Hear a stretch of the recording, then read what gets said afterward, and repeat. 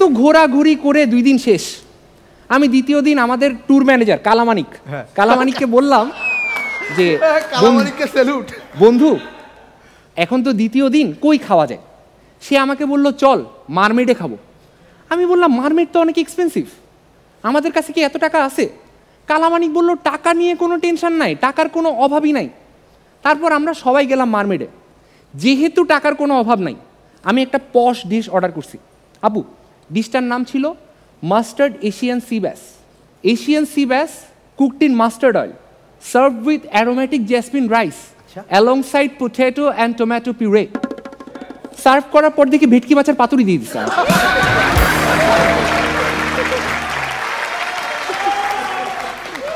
এই ভেটকি মাছের পাতুরির ডেকোরেশন দেখে আমার বন্ধু কালামানিকের ভিতরের ফুড ব্লগার জেগে উঠছে। আচ্ছা, সে টানা 20 মিনিট ওই ভেটকি মাছের পাতুরির ভিডিও করছে।